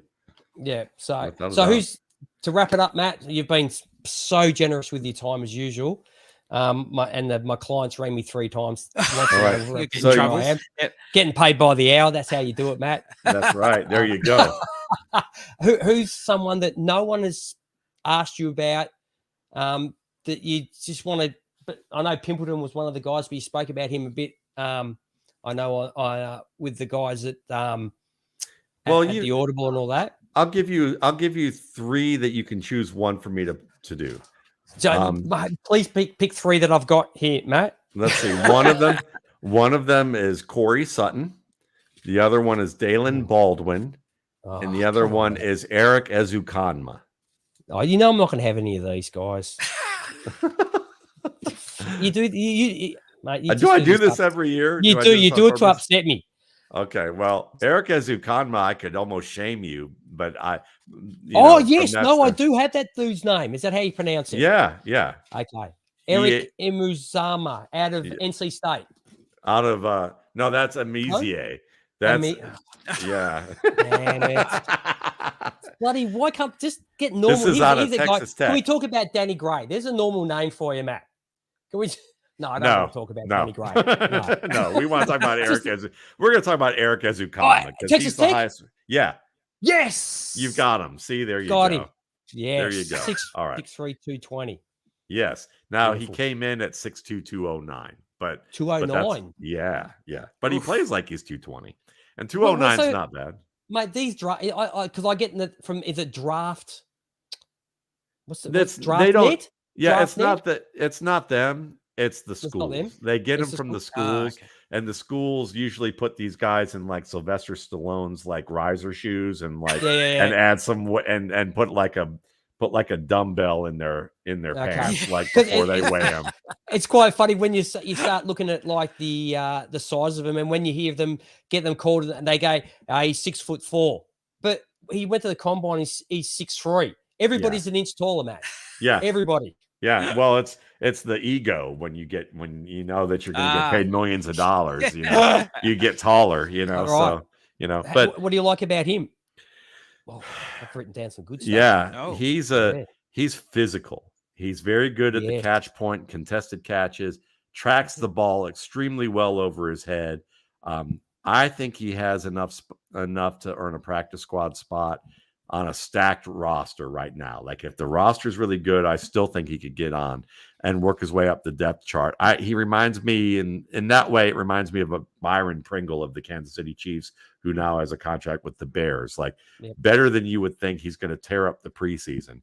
He has some fundamental things to work on with press coverage, but it's because he played in Texas Tech's spread offense, the air raid offense where they don't get pressed.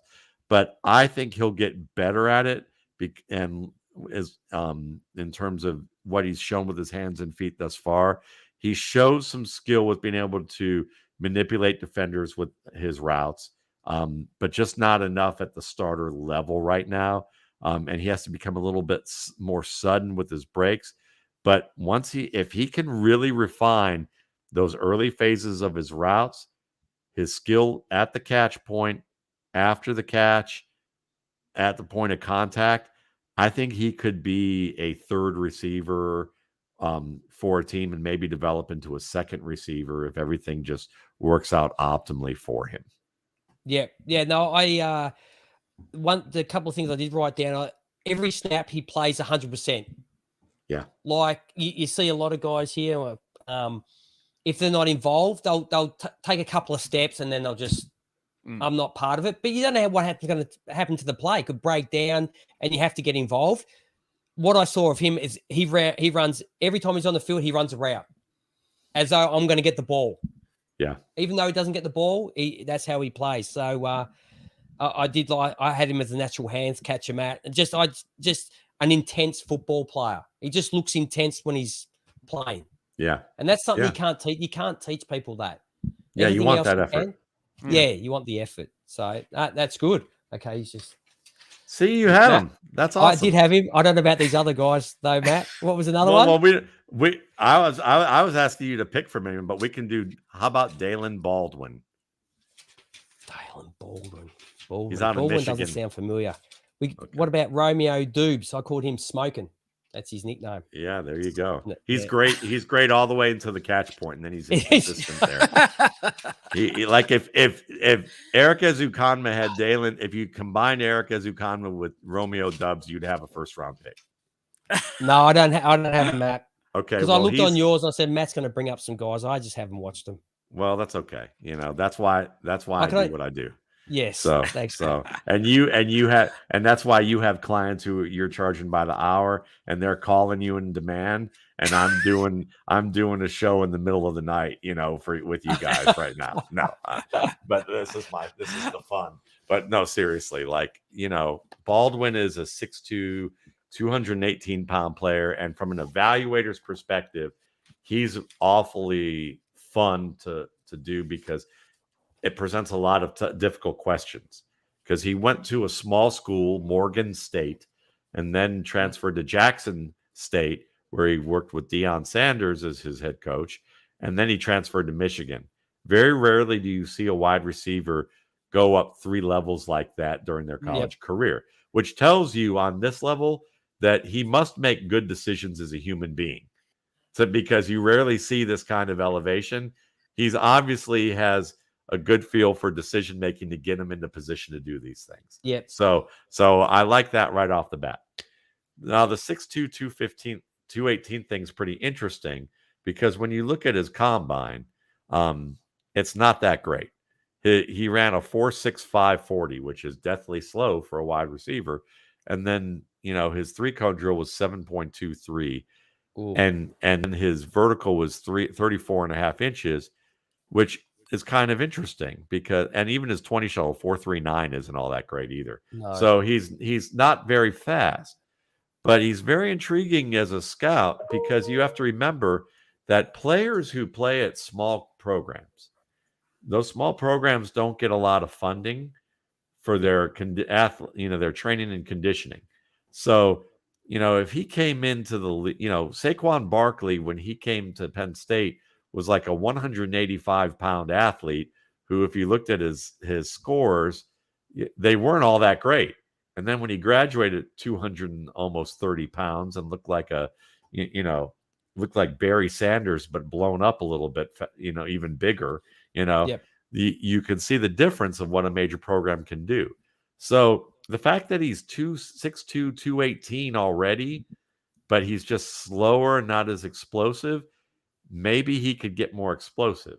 Maybe there's a little room for that. And if there is, then you start looking at the skills. And if that happens, then you're looking at a guy who he has good closing acceleration to the ball.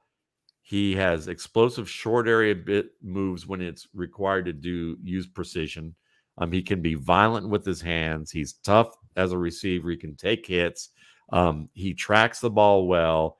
And so I think that what's going to be fascinating is the odds are likely that NFL teams, because they didn't invite him to the combine, said, we think he's maxed out as an athlete. He's not going to get any better.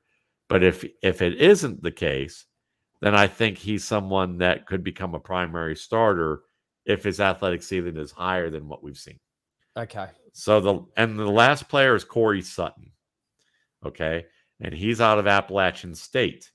And he went to Kansas State as a high-end prospect, but he got busted for pot, and then he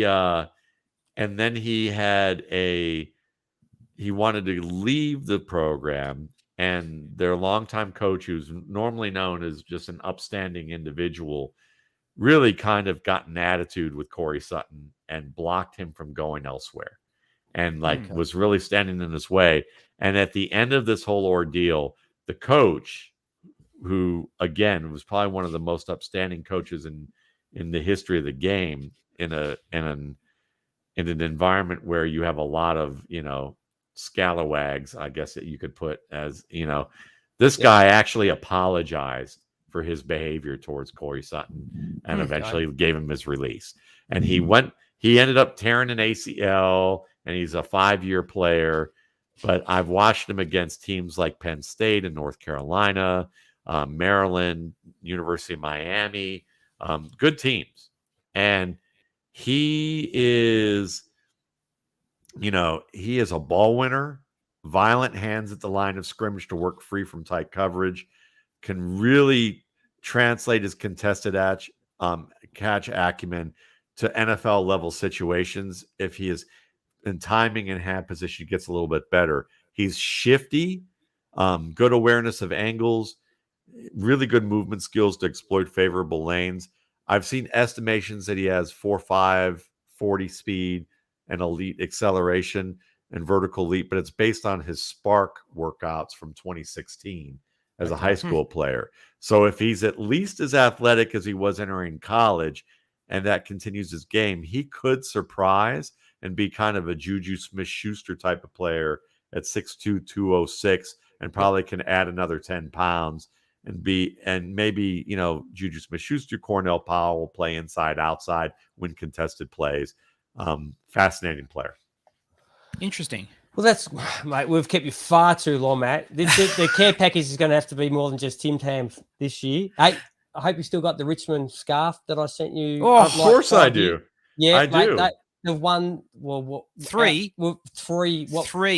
Super Bowl equivalents here in the last 5 years. Listen, it's taken me 5 years to get the weight off from the package you guys sent me the last time. I was about Lindale White size. Now I've gotten down from lead back. I'm in the scat back range. So I'm trying to work my way to Julian Edelman, which was my fighting weight. So I'm still another 20 pounds to go, but we're getting there. But the scarf right now, these are my temporary digs, this office right now. Yeah. So a lot of stuff's still packed in boxes because we moved a few years ago. And so, this is this is the temporary digs for now, which is fine. It's been temporary for 3 years. It might be for another 3 years. It's okay. But all my books and a lot of my things are in boxes that I normally keep out. But that's one of them, because all I've got in here right now are work stuff and music things. So that's about it. So. Now, before we'll let you go, but one question: what is being built in the Waldman household? Because usually it's the time of the day, obviously. Your wife's building something, and I think was she doing a deck last time or some flooring? Flooring, yeah. And then a couple years ago, she used to run her own rehab company, so she did everything but plumbing and electric. So she does our flooring, tiling, all that. She's actually in law school right now. So she's at Cornell Law School online while she's going to school, and and so right now she's underachiever, Matt. She is an underachiever. I'm telling you. I mean, she's got to catch up to all this RSP work that I'm doing. Of course. No, seriously, she's the one that runs the ship here. I'm telling you, I'm lazy by comparison to her. But she's actually having a bit of angst right now because of the work she's doing with her day job and with the law school. She's mad that she's missing some project because we've got some projects to finish. She did build some shelving in a pantry and one of those like foyer trees that you hang up, like shelving where you, like a bench and a foyer tree where you put your coats and everything. But she built some shelves, or she built some cabinets, and last year around Christmas she took her nail gun and literally shot her thumb right here into the cabinet, and it stuck it in there, and she had to pull it out. And she tells me an hour later, I come downstairs while I was watching some player, I don't remember who it was, come downstairs, and she's like, she's holding her hand funny and shooting her thing with one hand, and then she's dabbing it with some paper towel, and I go, so what happened over there? And she's like, oh, I feel so silly. I shot my hand into the thing. Now this is a gun, this is a gun, so I'm like, but I know my wife. So I'm like, okay, I'm not going to be able to go, we got to go to the hospital right now. Cause she's as stubborn as I am. So I was like, okay. So I had to slow roll her. So I had to go, let me take a look at that. And I'm like, wow. I said, and you're still able to work? You're able to move it? Yeah, it's getting a little stiff, but I'm okay. I'm like, okay. So I go back upstairs, start looking up hand injuries, and then I come downstairs again and I go, so have you put anything on it? Like some Neosporin, some sort of antibacterial type of thing? Cause I mean, you just shot a nail into your body, right? I know, she's like, not the cleanest thing going around. I haven't done that yet. Right. She's like, okay, so let's go upstairs. I start putting that on her. And I'm like, how can you move? It's getting a little stiff. I'm like, yeah. I said, how about this? If you still have some difficulty, because, you're not going to be able, you usually use two hands with this thing, right? You don't want to shoot your toe off now. So you think you might want to go to the emergency room? Like, well, maybe a little bit later, okay. So I come down, and now it's been an hour. I come down. And she's like, yeah, I'm having trouble moving. I'm like, are you ready now? Like, can we cut the baloney now that we've had enough of the foreplay about all this, that we can you can go to the hospital now? And she looks at me and she's like, yeah, okay. So we go. And of course they treat it like it's a gunshot wound, because, and she literally missed every nerve she could have hit. And they were like, and she was better within a week, just hand exercises. But literally, it was a miracle shot. They said she was lucky she didn't need extensive surgery, because the nail she shot in was this long. It literally went in through here and did not hit a single nerve. Yeah, that's lucky. Or tendon. Yeah. See, so mate, why are you making a big deal about taking to emergency? She was fine. She was fine. Just shake it off.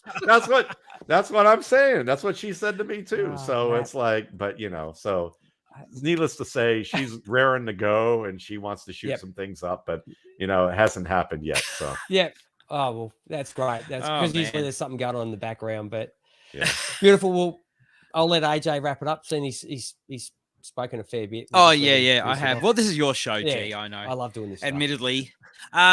You're like the limo driver in this. You're like up I front. am. He's in the back. I'm Very waiting much for so. like somebody like you to. We need to get you a window where you can have the power window that when he starts just acting up, open it. it just goes up so Yeah. that you can ignore his antics when that happens. Oh, look. G, I like that. well, both you and G helped me out wide receiver wise, and then I throw IDP back at him. So there you go. in the drafts, I'll say G will always message me, AJ, Is it give me a linebacker. Is it time? Is it time? I think it's No, time. it's not time. Wait. Leagues, obviously, Matt. Okay, go now. Yeah. Which one do I want? That's most of the leagues I play in is IDP. I love IDP. Those are great. Yeah. No, it's good. It's good. Oh man. Thanks, Matt. You've been, mate, look, way too long over, but we really appreciate it. Listen, I enjoy it, Matt. I really do. And I love do that too. we I talk wouldn't about keep people that, that nobody else does. Nah, that's the best part. Like, it's good to talk to you and talk about guys that we like, that we know are not going to be, they're going to be like maybe third string, but they might show something. And that's the best part, is will they become what we think they could become? They're not going to be number ones. Sure. But could they become like really good contributors on a football team? We'd be wrapped if that happened. See, like you have a scouts mentality. You may host a fantasy show, but you totally have a scouts mentality, because most of the fantasy people I talk to, they're like, we're not going to talk about them because they're not going to mean anything. And then they're the same people going, who was that guy? How would anybody have known? And we're like, well, if we talked about that guy, you might have found that out.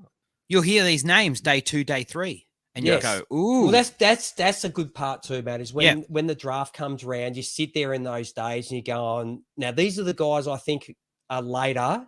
Who's going to go first of the guys that I like? What teams, what do they think about them? Yeah. And then you hear one that laying on damn, he's got a bloody chance. Yeah. He's got a chance, and so or that's a good vice versa. Or vice versa. He's done. He's screwed. Yeah. Like Rashad Bateman ending up in Bateman in Baltimore. The talent rises. Hopefully. All right, Matt, you should I don't know what time it is there, but it's probably late. Yeah. No, we appreciate your time so much, Matt. And it's a pleasure. Now I got to go make noise while my wife is studying. I'm gonna go practice some music now. So. Sax? Yeah. Sax or the bass? Probably both tonight. I know. I've heard. Yeah. So listen. there we go. Hey, good. I'm glad to hear. Always, Matt. Always. All right, man. You guys take care. Thanks so much, Matt. Thanks, Matt. My pleasure. All right. Ciao, man. Take care. See you later. All right. So that was the amazing Matt Waldman. And mate, how good is he with his time? Well, that's out of control. That is nuts. We take advantage of Matt. Really look, but by the same token, he does enjoy. I mean, the work you put in, G, I think, is he did it to me again. He pulled 2 players that I haven't looked at, but it goes both ways. He enjoys the work that you put in, and some of the players that you're able to kind of pick out of that sort of, the next tier, the bottom feeders. That's right. That's right. But I appreciate it, G, because some of these names, it was like last some year. Some of them you won't even hear about again. Well, sure, but it was like last year with Josh Palmer, and I was like, after the Josh Palmer, Josh Palmer? Josh Palmer. Tell me about this guy, and you were like, he's good. AJ should be very happy with that. Yeah. And I was like, oh, good. Yeah. The G stamp of approval. All right, so G, I know your client's been calling you. Might get in trouble. No, it's not the one I'm working. Okay. I told her I was doing this. I don't know when I'll be back. Oh, okay. All good. Anyway, thanks so much for tuning in, everybody. Thanks, and hanging around. Yeah, we've got a few things planned. We are going to do linebackers. I might get someone like Tom Kislingbury or whoever I can get on. Running backs coming up. Running backs coming up. So we've got a few things planned. Yeah. Don't ask me to do QBs because no one cares? Understands about QBs. No, but also it's just, I don't know. We don't have an eye for it, and also I don't know. I don't even know if anyone does. I don't know if the NFL does. No, unless it's obvious. Exactly. All right. Thanks everybody. Till next time.